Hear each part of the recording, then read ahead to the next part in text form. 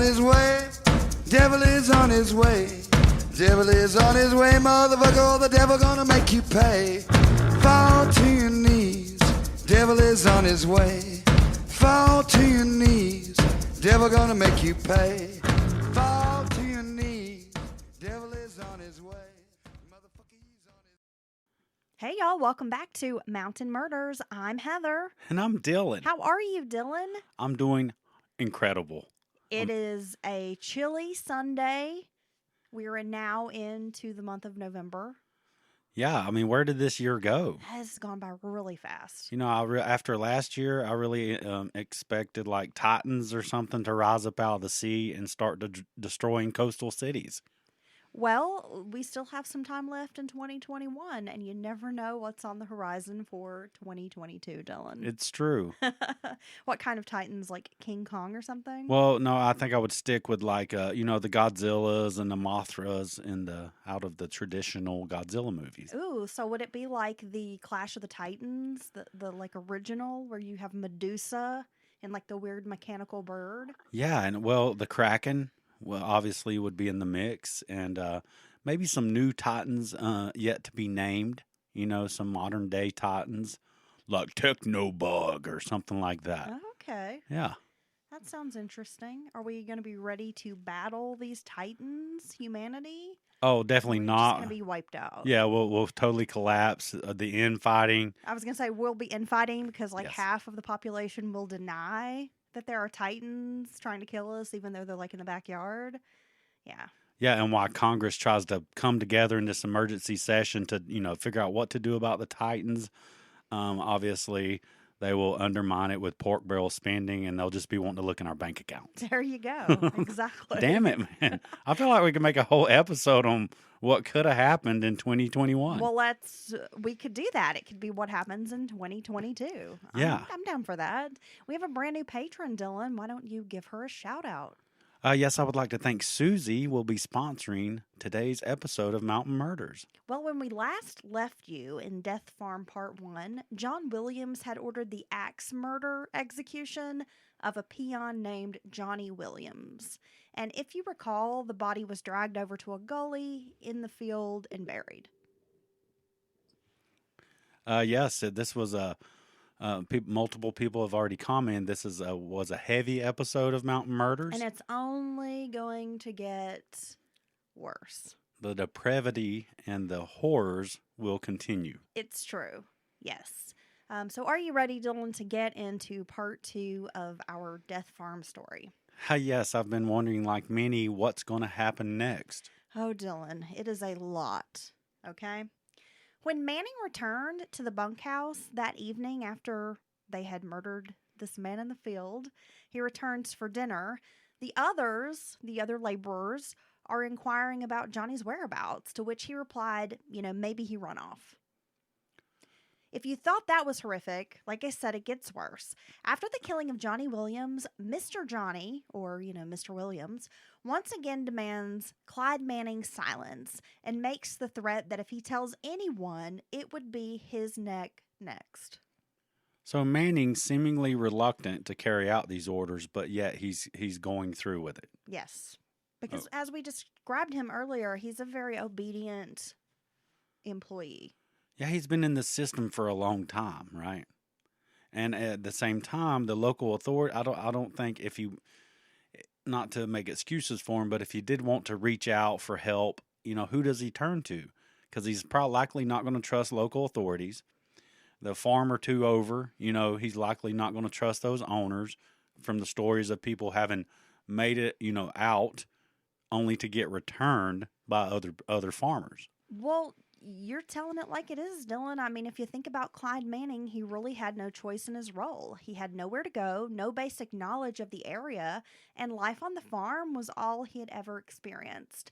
Manning had essentially been groomed his entire life to carry out any demands by his master, if you will, Mr. Johnny. The following day, Williams met Clyde Manning after breakfast. He explained that he wanted Manning and Charlie Chisholm to take a worker named John Will Gaither, or Big John, up to Hewlin Williams' property where they would begin digging a well. It was not like an unusual request because the men knew that Hewland had wanted a new well on the property. However, Williams' ulterior motive was plain. Manning and Chisholm did as they were told. They fetched Big John and walked up to Hewland's farm, and they began the arduous task. So let's talk a little bit about digging a well by hand. Oh my God. 'Cause I was really thinking about this when I was researching the intensive and very hard labor that was required of these men. Yeah, I don't know if anyone out there's ever tried to dig a hole of any size at all. It's hard work. There's no way around it. Even a hole 2 or 3 feet deep, by maybe 3 or 4 feet across, is a lot of work with just a shovel and a pick. Well, people have been making wells without the use of power equipment for thousands of years. Digging a well by hand employed simple tools like a pick and a shovel, a bucket and a rope to remove cuttings, as well as being back-breaking work. There's potential for cave-ins and a lack of oxygen. They tend to be dug very deep into the ground. If there's rock in the area, it can make it painstakingly slow. Oh my gosh. So you can imagine the labor-intense project these 3 men had ahead of them. I think our puppy is barking and whining. Oh my God. We may have to tend to him for a moment. Let's pause, Dylan. Okay, we're back. We had to silence the dog. Oh, don't worry. He's safe. Yeah, no, he's in my daughter's room. They're probably snuggling. He's very snuggly. Oh my gosh. It's like having a little baby around. He's really cute. He is. Okay. So the men spent a large chunk of the day chucking away at the soil until they had a great hole. Finally, at some point in the late afternoon, as Big John was down in the hole driving a shovel into the dirt, is when Charlie Chisholm grabbed a pickaxe and began striking Big John in the side of his head. Oh my God. So, in a way, he's had Big John dig his own grave. We're going to get to that, Dylan, because you may be onto something. This is so cruel. The blows caused enough damage to incapacitate the large man, yet he wasn't dead. As he lay below bleeding, Manning and Chisholm took the shovel and began filling the hole. Big John was buried alive. So, this, I don't know. In a way, this seems more gruesome and horrible that they're being killed by maybe people they trust more so than the owner or their master, if you will, of the farm, by people they work closely with. It's really shady. Yeah, and the only way to get a drop on a big man like this, he doesn't expect it. Well, you have to do like a surprise attack. Yeah, because he's a big guy and he's probably super strong because they do manual labor 24/7. And it'd be the only way to get the drop on him. Yeah, You'd to have to take a hulking man out. Yeah. Yeah. Well, afterwards, the 2 men returned to Mr. Johnny's farm, tight-lipped about what had occurred at Hewland's place. It was on February 25th, 1921, that John Williams came to the bunkhouse after dinner.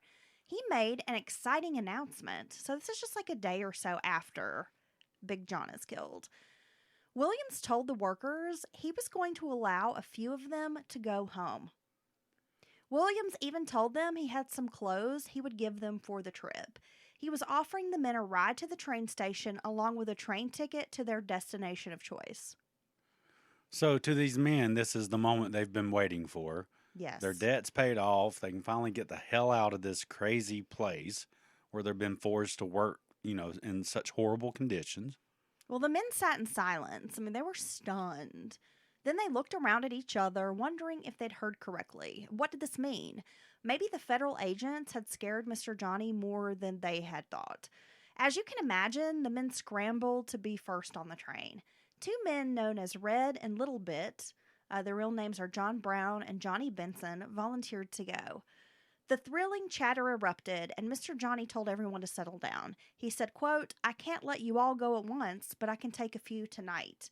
Then he told the 2 men to go on and get in the car. He also told the others that he would take a few more men the next evening. So they're all like fucking thrilled. They just want to get the hell out of this horrible place. And up till now, 1 or 2 or maybe even 3 of them have disappeared over the last couple of weeks. Is that right? Well, this is really just in a matter of A matter of days? Yeah. Okay, so instead of making, now you see what Mr. Johnny's doing. Instead of, he knows he can't keep that up. If people keep disappearing one at a time, they're going to get suspicious. They're going to be like, what the hell's going on? So he's ramping up what he's doing to these men, right? As the enlivened men made their way to Mr. Johnny's car, Williams motioned for Manning. That's when he ordered Clyde Manning to grab Charlie Chisholm, stating that you guys are going to join me for the drive. So they're probably like, what the fuck? Right? Because they know, like, nothing good is going to come of this. Right. So they're probably afraid, thinking they're in for it as well. Once they were en route, traveling some miles away before Williams pulled his car over. He gets out, and Manning follows him around to the back of the car. Brown and Benson sat in the back seat, with the excitement beginning to dwindle into fear. So now their instincts are telling them something's not right. Yes. The farmer said, quote, "You boys come out here for a minute." Charlie Chisholm climbed out first, telling the other two to follow him. Once all 5 men were standing behind the Chandler's trunk. Remember, he had that Chandler touring car? So they're all standing behind the trunk. John Williams opened it. In the dim light, the men could make out piles of chains. Oh, my God. What is coming next is horrible. Williams signaled for Manning and Chisholm to grab onto the men. They didn't fight back. Probably they didn't fully realize what was about to happen. Williams grabbed the heavy pile of chains. He started wrapping the chains around the men's ankles. And though they didn't fight back, the men were shaking in fear. Benson began crying and pleading to be let go. He said, quote, "I thought we were going to the train station, Mr. Johnny." After he had chained the men up, Williams grabbed a heavy piece of iron wheel from a cotton press. He ordered the men to tie it around Benson's neck. So you've got Chisholm and Manning holding these men down while they're being chained up from the ankles all the way up. And then you're going to grab this iron wheel and you're going to put it around their neck. My God. Yeah. So the men lifted the iron wheel and pushed one end of the chain through a hole. So the 2 men were actually chained together. The weight was forcing down Brown's neck. It was so heavy. Like he couldn't even lift his head up. So he's got this big chunk of steel. So these guys have went from, I can't believe it, we get to go home, thinking about seeing their family, all that, finally going to be free of this hell I've been living through, to now pure torture, being literally wrapped in heavy chains and this big chunk of steel put around one of them, but they're all connected together. Yes. Jesus Christ. So by now the men are crying and begging for mercy. Williams ordered the men back into the car, where they had to sit nearly on top of one another. He then drove the car to Walter's Bridge on the Alcovy River. When they got halfway across the bridge, Williams ordered the men out of the car, telling Manning and Chisholm, "Come on, we got to get it done." Just so casual. Like, this is just another task we have to finish off. Yeah, to him, he's put no more thought or feelings in this if you have to go out and get rid of some animals that have, caught a disease or something. Right? Or we're just going to go out and mend a fence on the farm. Right. It's We just got to get it done. a task we have to get through.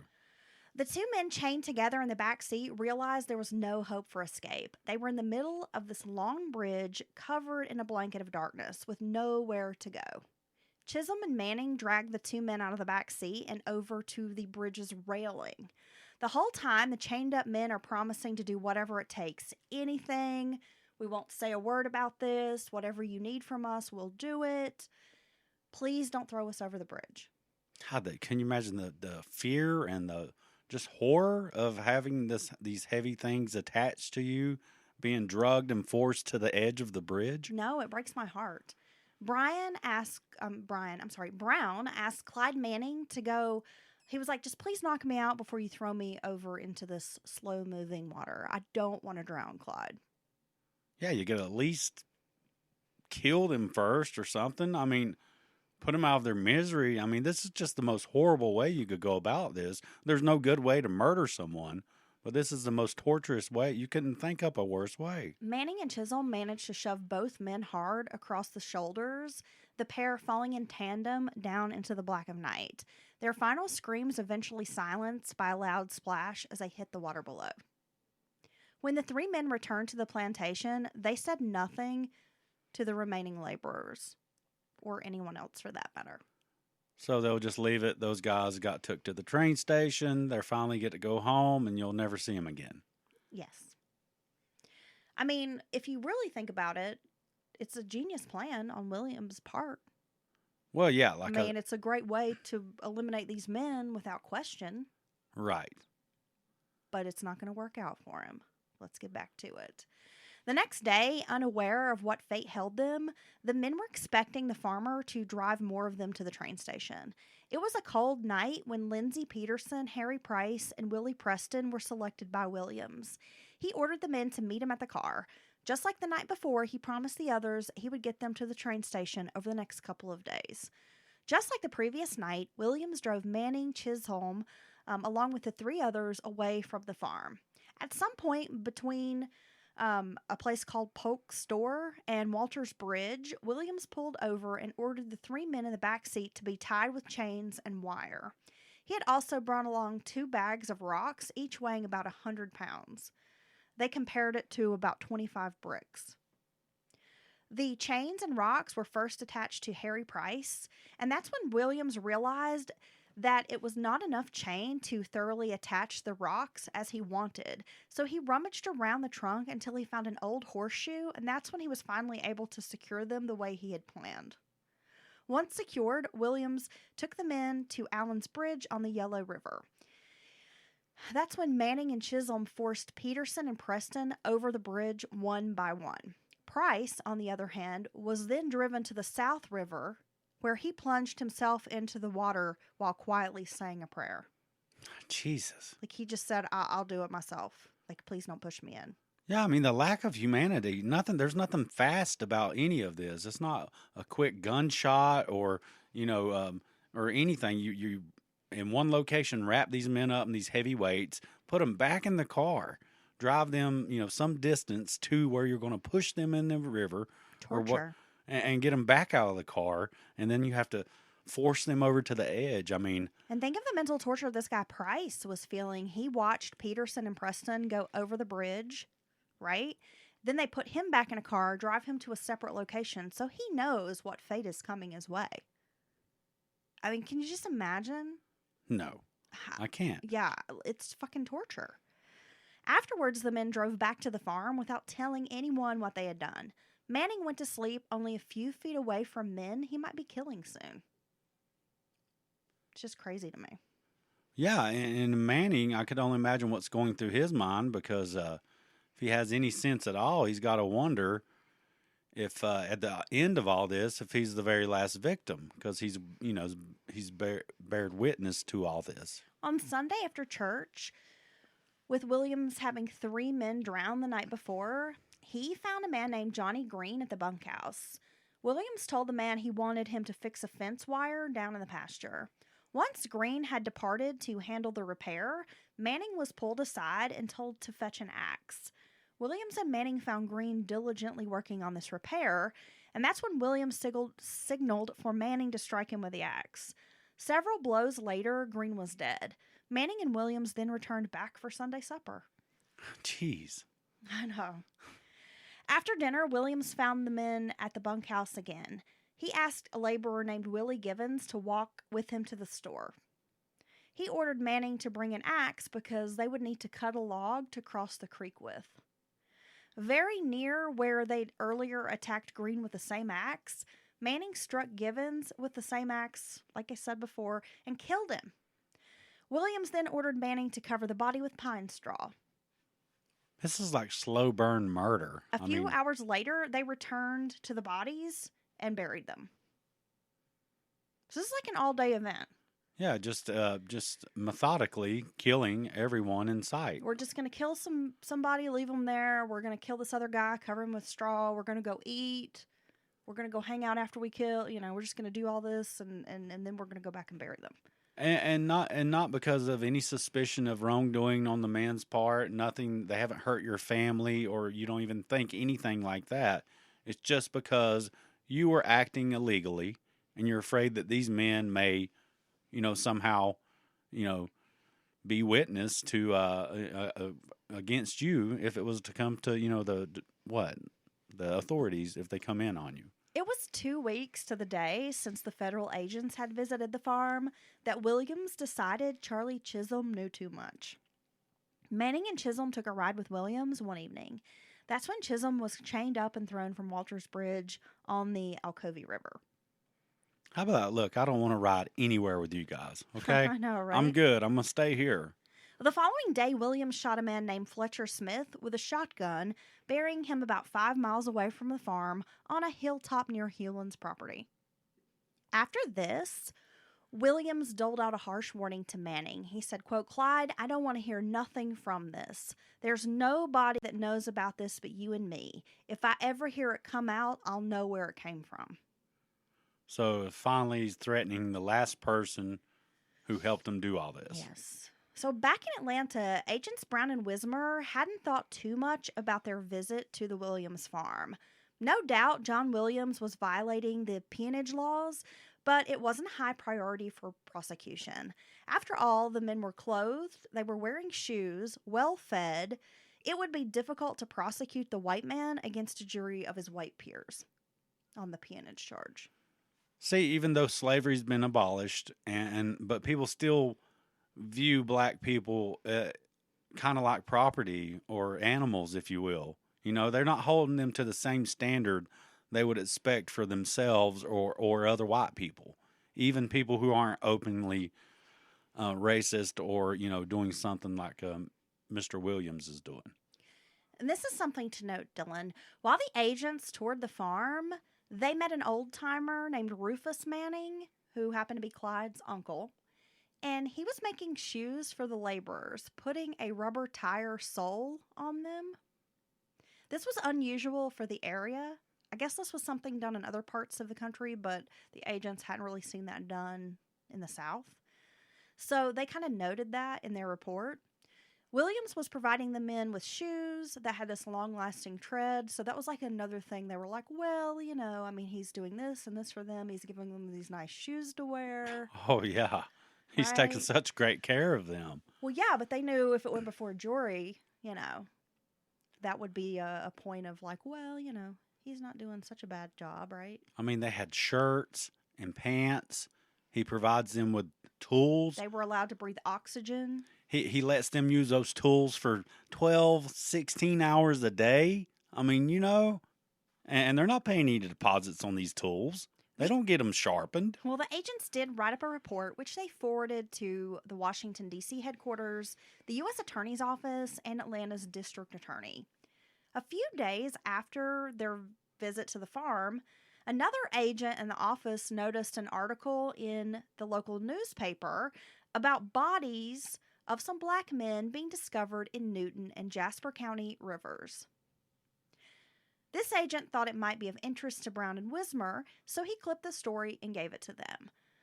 This raised some serious suspicion for the agents. Though random bodies of black men turning up was nothing new, the agents thought about the calm, hospitable farmer, and something about these murders days after they had visited the farm just didn't sit right with them.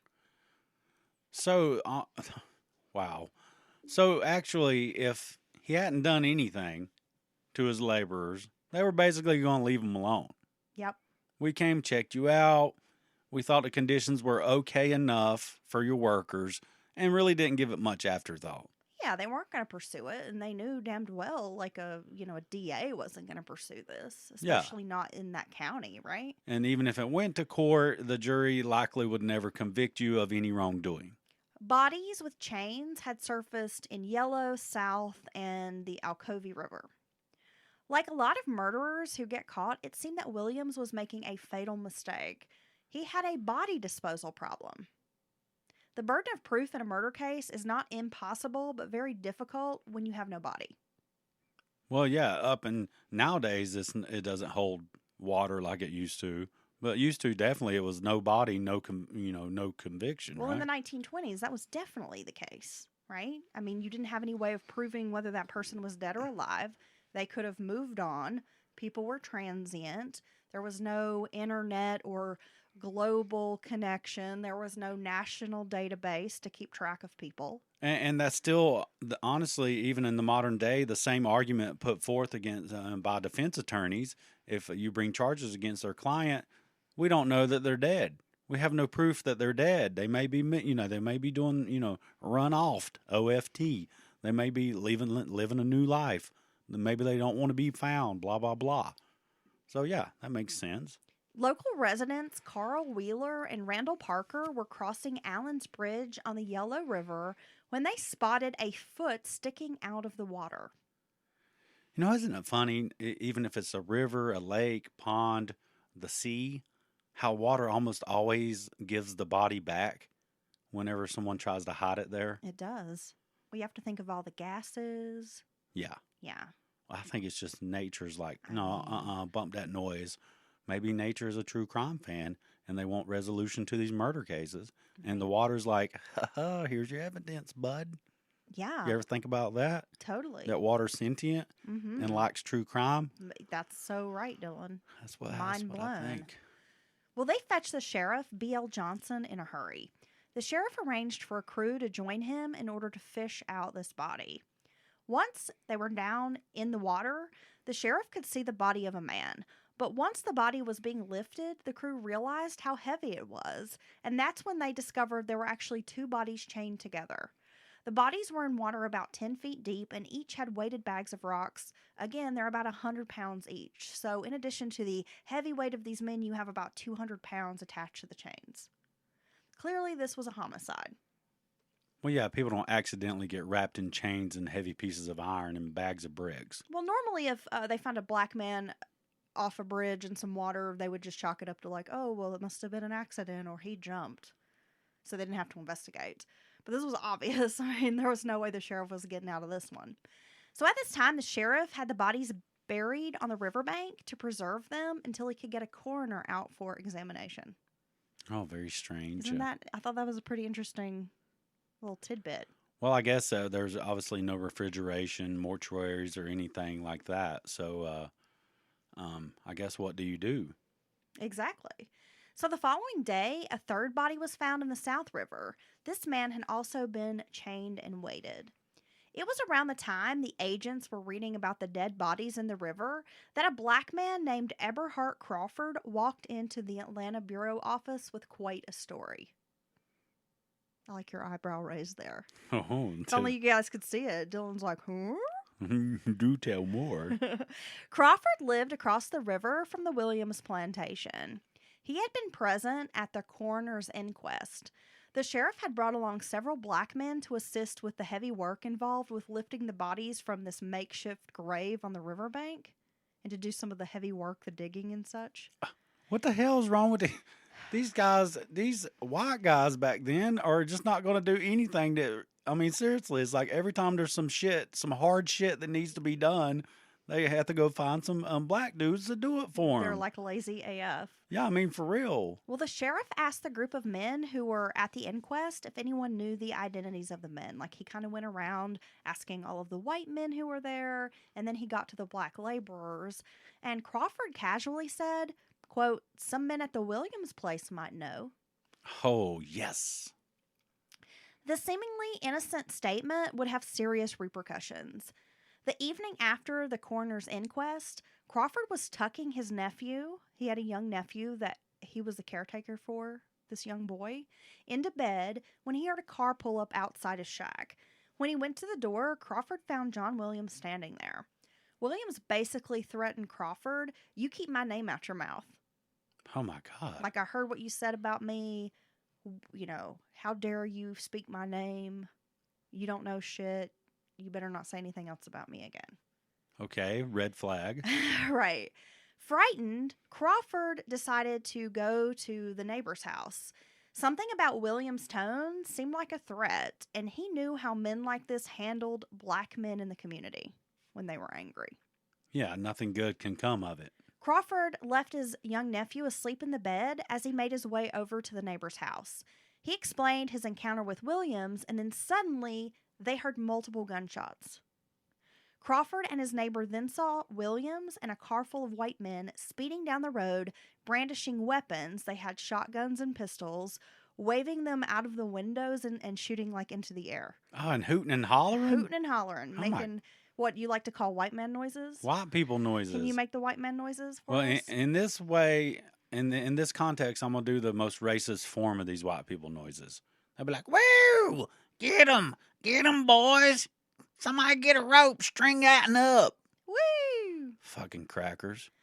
Yeah, so basically that's exactly what it was like. So when Crawford, sees these guys in the car, guns, like he freaks out. He slips through the dark night back to his shack where he finds the door has been shot up. The windows are completely busted out. Oh my God. The house is full of bullet holes, just totally shot up. Fearing the worst, he goes inside to check on his young nephew. The boy wasn't in bed. Crawford went outside calling for the boy, terrible thoughts racing through his head. Had Williams taken the boy? That's when he heard a soft voice sobbing. The boy had managed to escape the house and was hiding outside in the darkness. This incident motivated Crawford to make the trip to Atlanta. Thank goodness. I was so afraid his nephew was going to be killed. No, I know. When I read that, my immediate thought was like, are they going to lynch this child or something? So he's just like, I need help. Yeah. And I've got to go to Atlanta and go up the chain. Well, forget he knew absolutely nothing would happen if he went to the local sheriff. Right. They're not going to do anything. He has to go to someone who will listen. He's going to federal authorities. Yes. Okay. In the meantime, the agents came back to examine the bodies for themselves. They noticed the victims were all wearing shoes with rubber tire soles, the kinds that Williams exclusively made on his farm. Ah, so that kind of odd shoe configuration for the area is basically like it's like huge piece of evidence. A calling card. It's like, or connects all these men together. Exactly. And also connects them to the farm. Knowing there were potentially jurisdictional problems, Agents Brown and Wismer requested help from the state. They paid a visit to Georgia's governor, Hugh Dorsey, who at this time kind of had an image problem due to the prosecution of a Jewish man named Leo Franks, which is a case that we will cover later. Okay. So a lot of folks in town, in Georgia, all over, thought that Dorsey was like a bigot. And this was really bad for his image. He wanted to be more than a one-term governor. So he was trying to, do a little PR work. Now, it was highly unusual for agents from the Bureau to go to the governor, but then again, this was an unusual case. The Covington News leaked a story that there was a mystery witness who had his life threatened surrounding the river murders. And so how many victims from the river? 5 victims? Gosh, no, you've asked me that. I can't tell No, you. I'm sorry, there's but like 6, I think. Okay, 5 or 6 victims that have been found, bodies found in the river, weighted down with similar shoes on. Yes. So they know they have a serious problem. Yes. Okay. I want to say 6. It might be 7. I'd have to go back and double check. You always catch me off guard with these questions, Dylan, and then you make me look like an idiot. I'm just listening with the listeners. You make me feel like Napoleon Dynamite, like I'm an idiot. I'm here to represent thousands of very intelligent people that listen to Mountain Murders podcast. So Crawford, fearing for his life even more, was taken by the agents to visit Governor Dorsey and give a first-hand account of his story. Like, after this article leaked that there was some sort of mystery witness, Crawford, he wasn't stupid. He was like, Williams is going to know this is me, and he's going to come looking for me. Yeah, this man and anyone connected to him needs to be under lock and key and being protected 24/7.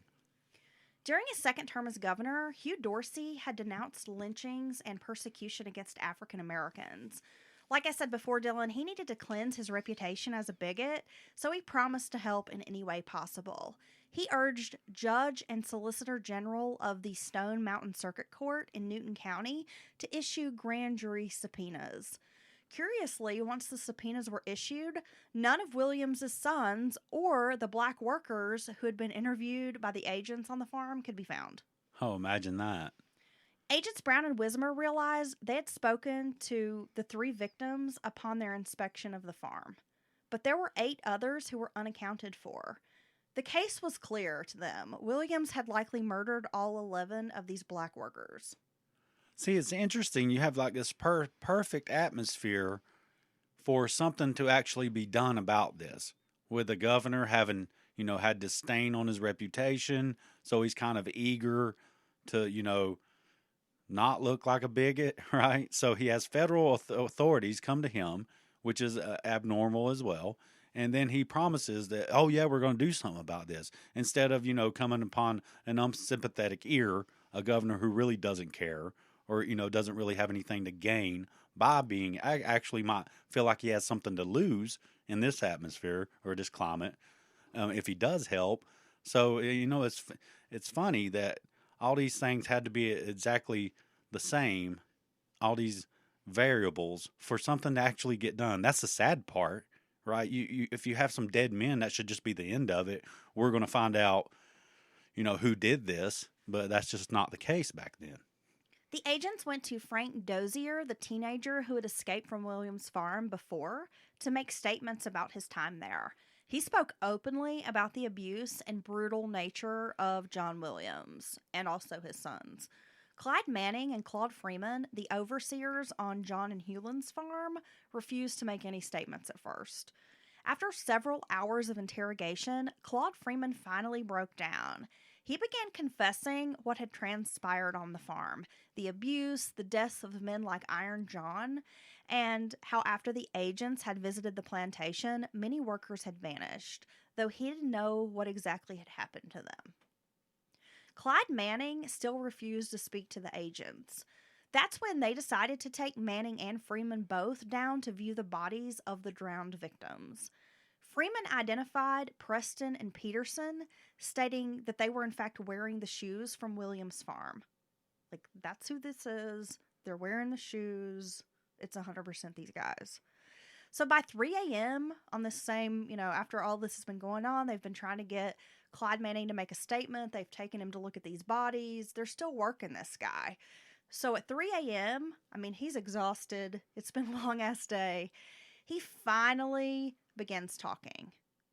And some of it is probably his devastation after having viewed the bodies and seeing what he's been part of. Oh, I'm sure. Manning detailed the murder of Will Napier by Hewlin Williams and how Blackstrap had been murdered by Charlie Chisholm upon orders of John Williams. One by one, he described the murders of 11 black men. 5 other workers testified to the conditions on the farm, along with Manning, before a grand jury when it was finally taken there. On the stand during this grand jury hearing, John Williams admitted one man had died, but he said his son Hewlin had killed the man in self-defense. He said, quote, "I had nothing to do with those bodies in the river, and neither did my sons," and claimed it was all lies. Then Williams suggested a land dispute between him and a neighbor, the Leverets, had contributed to the murders. He asserted if Manning had been ordered to kill anyone, it was by the Leverets and that it was some kind of frame job. Oh, yeah. Yeah, you're having a dispute over a little bit of land or where your land comes together, and we're just going to decide to kill everyone that works on your farm. That'll fix them. When Williams' sons were questioned later about their 2-week absence, they claimed they had gone to Texas to investigate some land their father wanted to purchase. Despite this outrageous claim that the, neighbors were responsible for this, just this crazy story, the grand jury handed down indictments on John Williams and Clyde Manning for first-degree murder. Oh, thank God. So they weren't buying it. That's a pretty outrageous claim, let's be honest.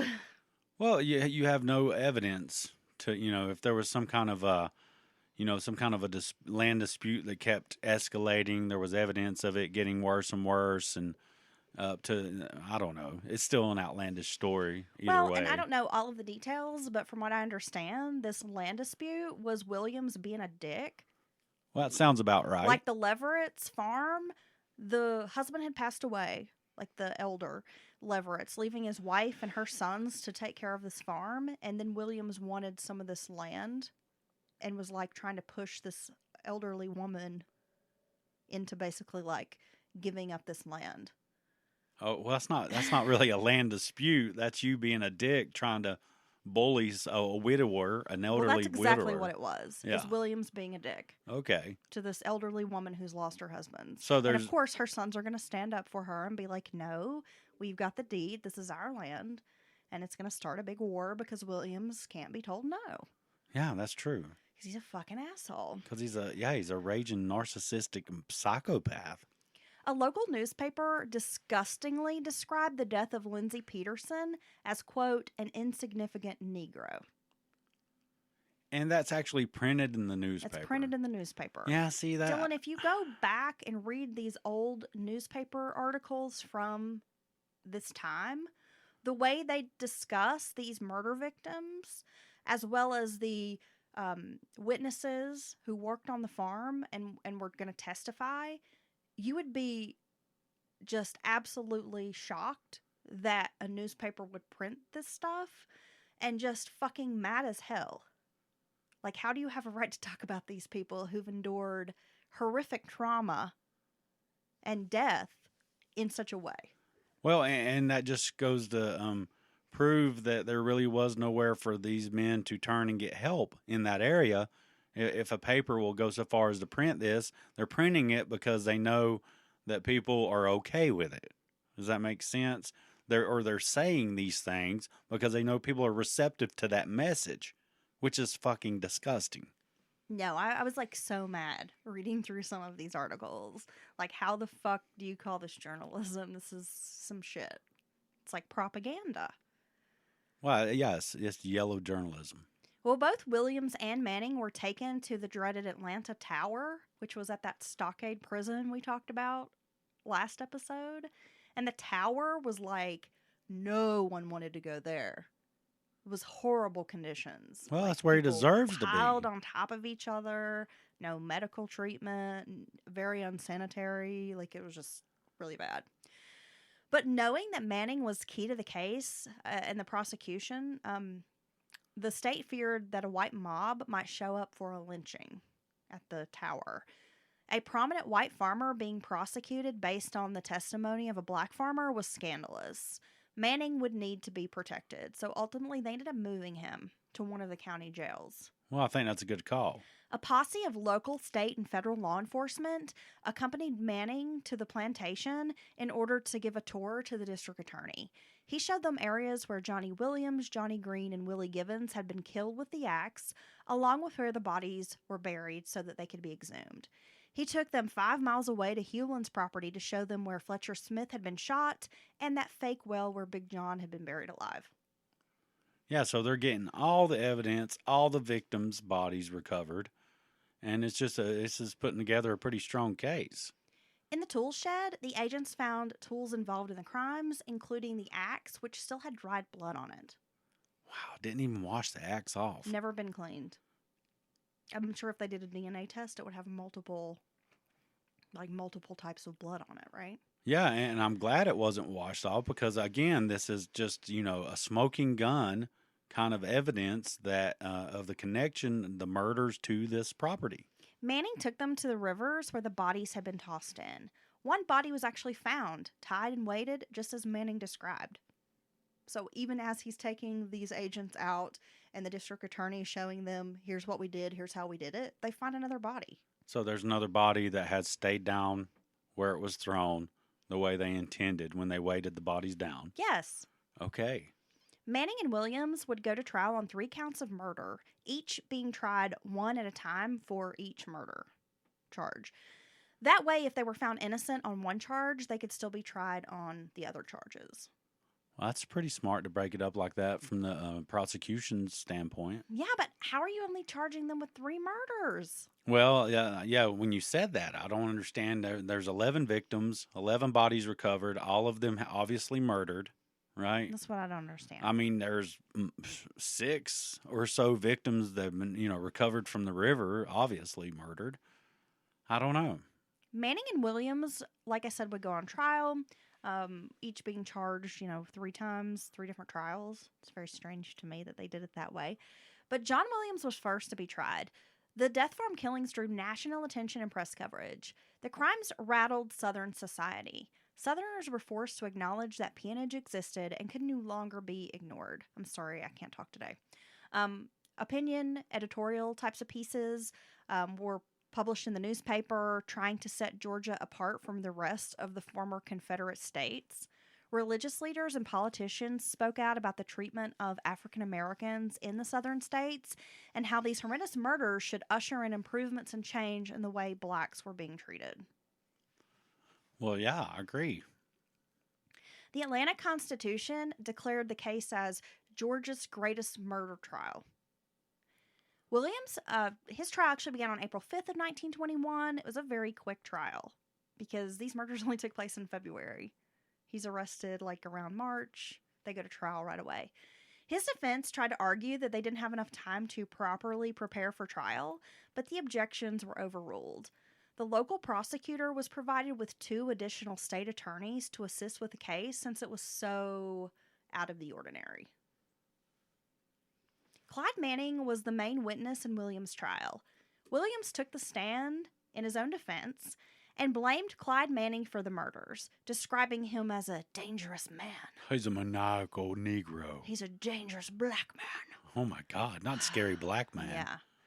The defense also presented the conspiracy theory that Governor Dorsey, the Bureau of Investigation, and liberals from Atlanta were trying to stir up black folks in Jasper County and create problems Oh, for wow. white people. It's like you can just go down to liberal headquarters. It's like got a big L on it. And they're like, what are we going to do today? I guess George Soros was funding this too. It was 100 Soros's years grandfather, ago. actually. Yeah. And he was been known to pay these black men Well, you and I know. to go live at these farms. Okay, hold on a second. Okay. And work under these horrible conditions, right? Until federal authorities might happen by, which in turn would compel the owners of the farms to kill the laborers who they've been mistreating all this time. So, it's obvious entrapment, right? There's a whole chunk of society out there that would believe this right now if you told them that. Funded by family Soros, old man Soros. Well, we both know, Dylan, all you have to do is throw around the word liberal, and it's immediately going to be like the worst thing in the world, right? The liberals are responsible for all the bad deeds in the world. Well, and this is not picking any sides, and we stay out of politics here. Obviously, we try to, but it's just if you can just think that this vague, just this vague concept causes all your problems. I don't care what the concept is, then you've got issues that you need to deal with. Well, that liberal cabal was stirring up black folks, and they are, selling children at a pizza place. Well, yeah. I mean, what can you do? John Williams did not present himself as a man on trial for murder.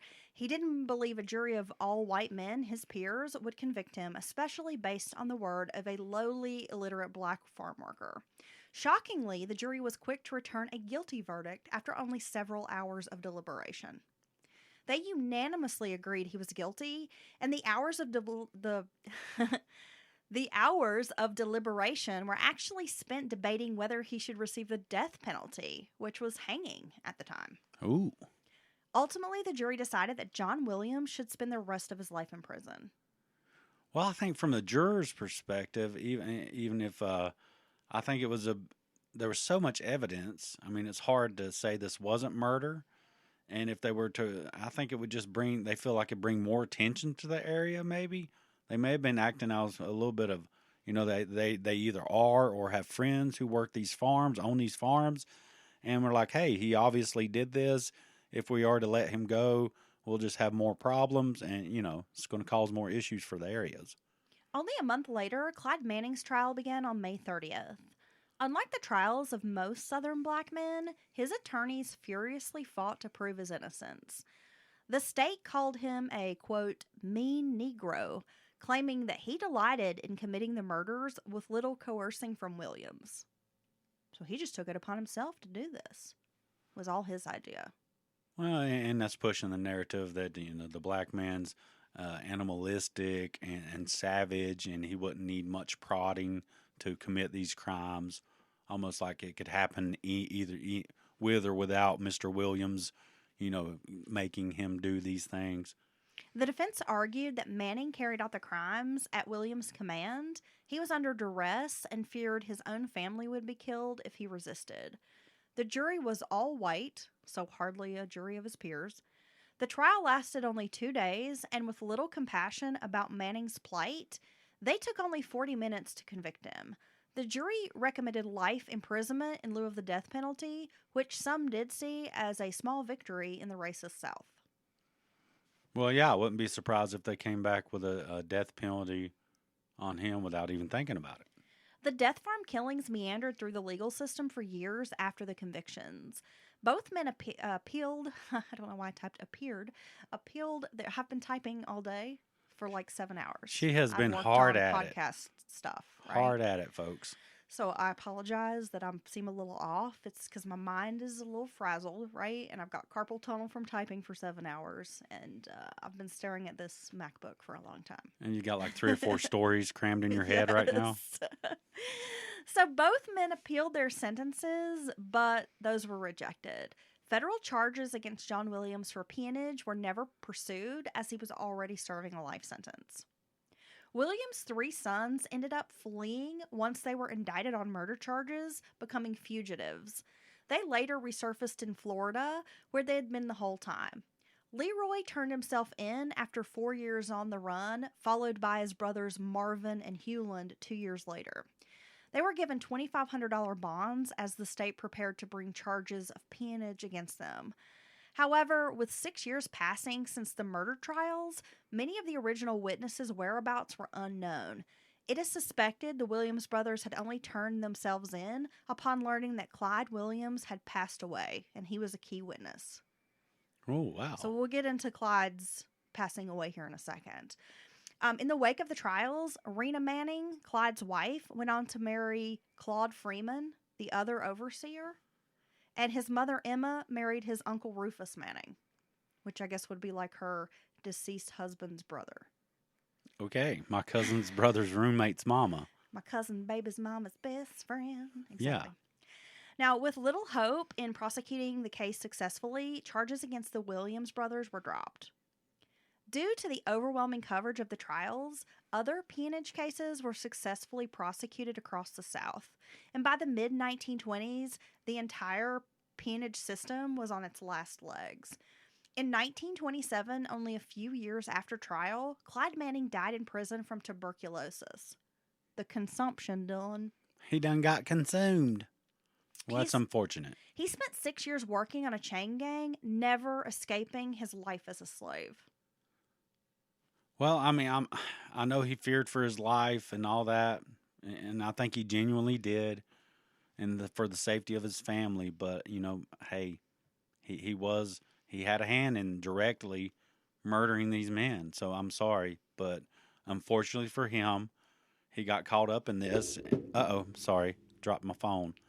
Why are you playing with your phone in the middle of recording a podcast? I was going to talk about something afterwards. Do you guys see how he is? I swear. No, but okay, pay attention. I'm here. I'm not done. Be present. Oh, okay, you're not watching TikToks while we're. I wasn't watching TikToks. I had something I was going to say at the end. Williams, who was serving his time at the state prison in Milledgeville, was killed in 1931 during an accident. He was crushed by a truck that pinned him against a wall. Wow. Allegedly, some prisoners had stolen the truck in an escape attempt, and Williams had jumped in front to stop them. Okay. One thing is certain, Williams never showed an ounce of remorse for what he had done. He never once admitted to the killings or gave any indication that he had regrets for his actions. Governor Hugh Dorsey left office in 1921 after the trials. He went on to become a judge in Atlanta. The Death Farm murders offers a glimpse of the South in 1921. Slavery persisted far beyond what we've been taught in school.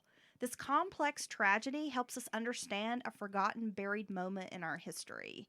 The South fulfilled some of the worst presumptions by those who didn't live here, but the citizens of one Georgia county decided to draw a line and stand up for what was right, no longer turning a blind eye to this awful crime.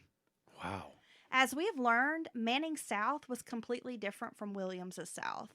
Manning South had enslaved generations of his parents and grandparents, while Williams came from an old South which viewed a white man as superior, and he could do with African Americans as he wished.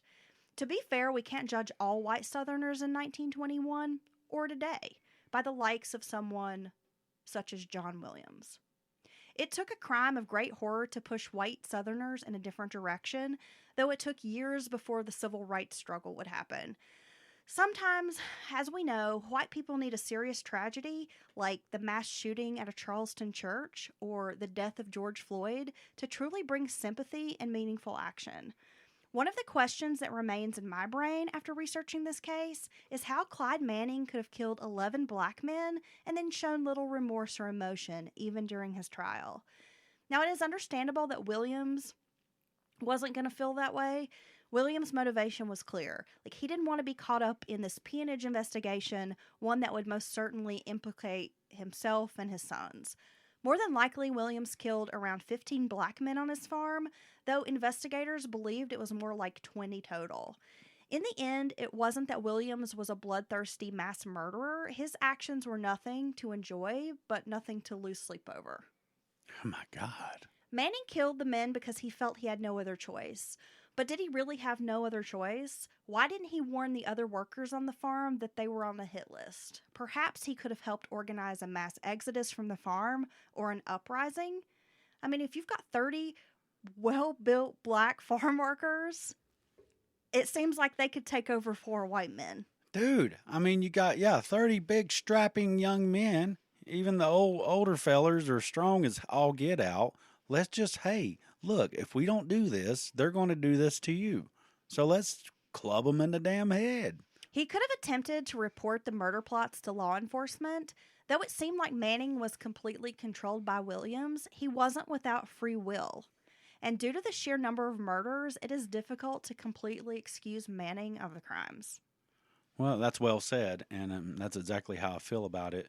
Sure, was he a victim in a sense in all this? Of course. He's a victim and a perpetrator. But at the same time, he could have tried different things to reach out and warn people, get them to run away of their own accord, or anything besides systematically killing them. Well, and if you step aside, Dylan, I mean, Manning was a victim and a perpetrator, and I feel like if you step aside in a lot of true crime cases, especially when you look at serial killers who lived these absolutely horrific childhoods, right? They were victims. They survived horrific abuse, and it's like no wonder they would in turn grow up and become psychopaths, right? Because they're victims themselves. But at the same time, they go on to perpetrate this horrible violence, and you can't excuse what they did. You know, we often feel sorry for the child, but not the adult. Right. And I think it's the same thing, you know? It's like you can be both a victim and a perpetrator, but that doesn't mean that you shouldn't be punished for it. Yeah, one doesn't forgive the other. Exactly. And almost, in a way, you should sympathize more when you're leaning towards the perpetrator side, because you have been the victim. You have been exploited, and you know how that feels. So what the hell, Manning? Damn it, man. For my resources today, I read a book called Lay This Body Down, the 1921 Murders of 11 Plantation Slaves. It is a really good book if you want to know more about this case. It is written by a guy named Gregory Freeman. Also, there are lots of newspaper articles. I dug through the archives, found plenty of newspaper articles from the Atlanta Constitution and other local Georgia papers at this time. Like I said before, they were definitely infuriating. So, that's been the Death Farm, Part 2, Dylan. Oh, my God. It's just there's nothing. It's just a very sad story. I mean, and I'm sure there was many more stories similar to this played out that we don't know about during this period. And it's just one of those things that you just can't sweep this period under the rug and forget about it. Well, Dylan, we've talked about slavery in Appalachia, and we've been like, oh, well, slavery in Appalachia wasn't quite what it was in the Deep South. And that's true, but there still were slaves in Appalachia. And I kind of went in out of curiosity, and we actually had a listener point out that we should check out some more information on the Foxfire books. and sent us like a link to like a podcast about slaves in Appalachia, which is very interesting. But I kind of took it upon myself to just go look at our home county and see the number of slaves that were here in 1850. And there was like one prominent farmer, and there's actually a street named after him in town and whatnot. He owned a huge farm. He owned something like 50 slaves in this teeny tiny town where we live. And at that time, it was very rural. So it was still prevalent, not only in the Deep South, but it happened in Appalachia too. Yeah. And so I'm sure peonage was not just happening in the Deep South in places like Georgia, Alabama, Mississippi. It was likely happening up and down the East Coast. We just didn't know about it. Well, that was in part one. I was saying I touched on. I want to clarify this because I thought about it at length afterwards. I was talked about modern day slavery and how they still do these things to us. And you were obviously, and you were right, quick to say, wait a minute. This is a whole different kind of horror and cruelty that, nothing nowadays comes close to touching it. And that's very true. But they had the template in place. And as cruelty fell out of fashion, cruelty to humans, and the value and the worth, the real value, I don't mean monetary, but like as a human of black people rose, and the cruelty wasn't cool anymore.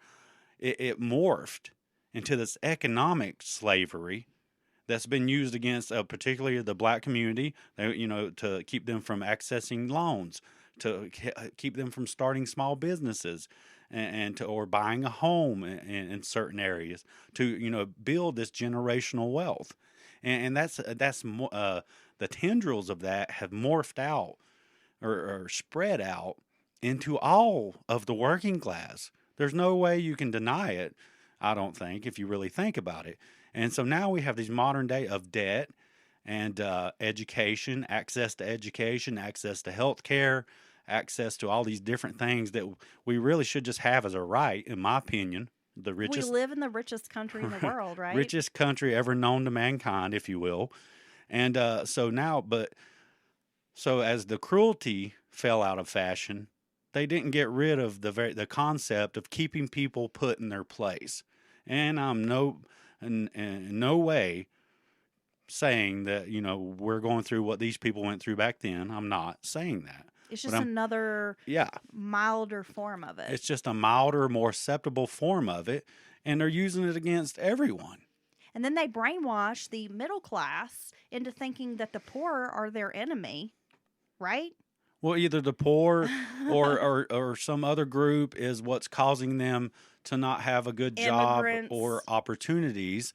But in reality, it's the 1% that's controlling all this stuff. And that's where all the resources and everything are being funneled. And I think a billionaire, honestly, should be illegal. You should not be allowed to become a billionaire. Well, they should at least have to pay their fair share. Unlike Elon Musk, who wants to come out and make shit remarks because people want him to pay his fair share when he's profited above and beyond anyone during this pandemic. Yeah, they're the richest men or richest people. Their fortunes have done nothing but swell during this pandemic over the last year and a half, 2 years. But all their money's tied up in stock options, so it's not actually income. And God forbid the government, says, hey, you're running around saying you're worth $300 billion. We're going to get a piece of that. So, yeah, you're right. You do get to be a billionaire. Just pay your 30-some% in taxes like the rest of us do. Exactly. You some bitch. Exactly. And now the corporations, too, you bastards. Well, we try not to get too political on the show. This is not political. Listened over the course of the last 3 years, you probably know where our political leanings fall. But the bottom line is, Dylan and I don't really subscribe to either political party. We think both of them are full of shit. Yes. And they're not out to serve us. Nope. They don't have our best interests in mind. And as soon as people stop letting these just bullshit things be so divisive and create these divisions between us, and we all unite and realize that these fuckers we're voting into office don't give a shit about us. Nope. They don't care about you. They don't care about your family, your children. They don't want you to do better. They're literally voting against every policy that's going to make your life better. Yes. As soon as we unite and realize that and stop putting these shitbirds in office, things will be a lot better. I mean, I personally don't consider, I might have leaned one way or another as far as a political party for many years, but now I don't lean toward either political party. I think they're both full of shit. And what I like to think is it's common sense politics is what I subscribe to. And workers' rights are very important, and it's a hot button issue, and we should all be more concerned with what is happening to our wages, to our gutted retirement plans. I mean, 50 years ago, if you worked in like a manufacturing industry, the auto industry, something like that, you know, you could have a single parent home, have a middle class lifestyle, own a home, send your kids to college, live well, have a good retirement plan. A You weren't guaranteed struggling pension. paycheck to paycheck. And people want to be like, well, our grandparents were just better money managers. And that's bullshit, okay? My grandparents bought a freaking house for $13,000 in like 1963 and had it paid off in 5 years. Now, can you buy a house now and pay it off in 5 years? No, you can't. It's just No. not possible. And the rising cost of living, the wages are not matching that. No, wages and productivity left each other. They used to stay lockstep together. They left each other decades ago. And if that same scale had stayed tied together, minimum wage would be about $29 an hour. Because you know they all you hear is the lazy American worker thing. We're actually more productive now per worker as far as returns to the company than we ever have been. Yeah, and you also have to consider that a lot of people out there are working 2 or 3 jobs just to get by. So, yeah, they're being pretty fucking productive. Yeah. But bottom line, Dylan, I mean, in a lot of ways, you're absolutely right, is that system has just moved on and evolved into something that we're seeing today. Yes, and they use all these social wedge issues, these hot button issues to keep us divided. And so it's right wing. Who's using what bathroom? I mean, Yeah. at the end of the day, that doesn't really matter when you're talking about you go to work and you slave away and you're getting paid $10 an hour, but you're expected to have a master's degree Yeah. and you're strapped with $600 a month in student loan debt.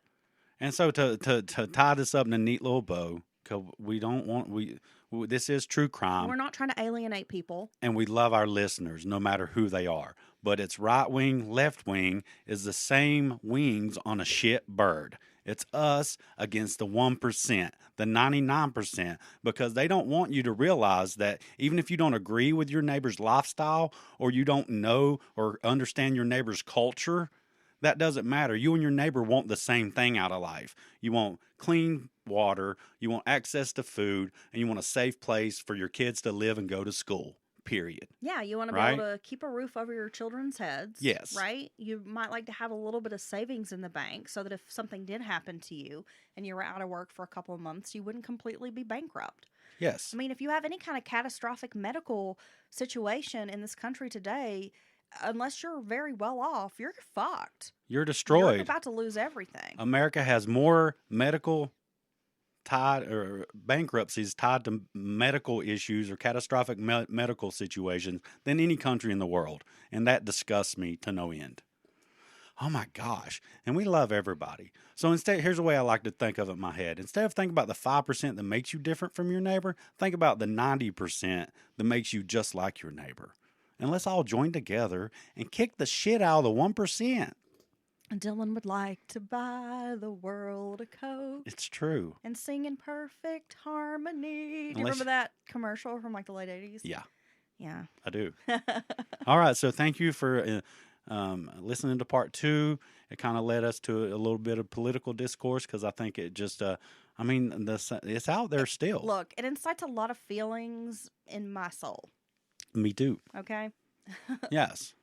But we do love everyone, no matter who you are or who you claim to be. Ooh, Exactly. we even like the people who have fake backstories and they're living a false life. I want to know more about that. Oh yeah, if I you- want to like have a false identity and Yeah. just like move on to completely live a different life. If you have moved on in your life and you're living a completely false identity, please hit us up at mountainmurderspodcast@gmail.com. We want to hear all about it. Yeah, so then I can make my escape to Belize, Yeah, we want to know how you did it. where I can run a beach like tiki bar under Dude, an assumed identity. I want to rent surfboards somewhere in Bali or some shit. But then we can like route the podcast through like unknown IP addresses and it can still be posted. Ooh, we're going to get a Right? VPN. But we just won't be Heather and Dylan anymore. Oh, we'll be Paco and Louise. I get to be Louise? Yes. Or do I get to be Paco? I'll be Louise. I want to be Paco. I'll be like, hey guys, welcome back to Mountain Murdered. Paco's a great name. I'm Louise and you're Paco. I'm Thelma. No. Damn it. All right, till next time. Heather's feverishly working to finish multiple episodes for when we do get to do what, Heather? We're going on vacation. We're going to vacate. I'm so looking forward to this trip. We need to get out of town, and we get to go someplace without kids. Yes, and we're going somewhere that we already know we love because we've been there multiple times. We are going to Savannah, Georgia. Yeah, we love Savannah. We plan to move there eventually. It's like part of our 2-year plan, Dylan? Yeah. So we get to go there. It's the off season, so it won't be as crowded. I don't give a fuck. I'm still going to go walk on the beach and frolic. Hey, I'm sitting on the beach and I'm going to be looking at all kinds of I'm stuff. sitting and looking. Yup. Yeah. We're going to get to do all the fun things. I really want to go to a place called Graveface Museum.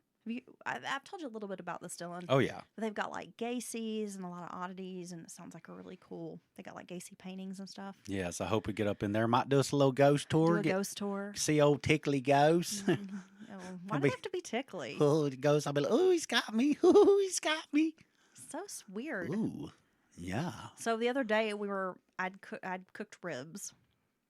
I'd spent all day cooking ribs, slow cooking these ribs, right?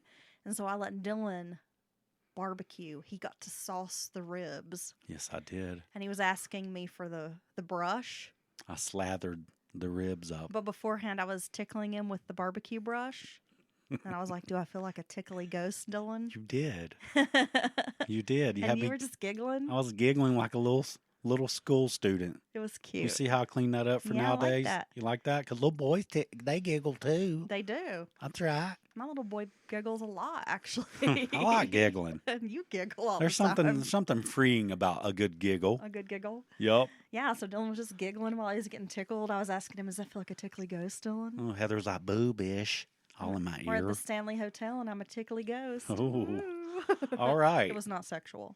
Oh, it was totally It was very It sexual. was very innocent. It was not innocent at all. That's not true. You I were- just wanted to eat the ribs. Okay, I'll stop. I fucking love ribs. They were great ribs.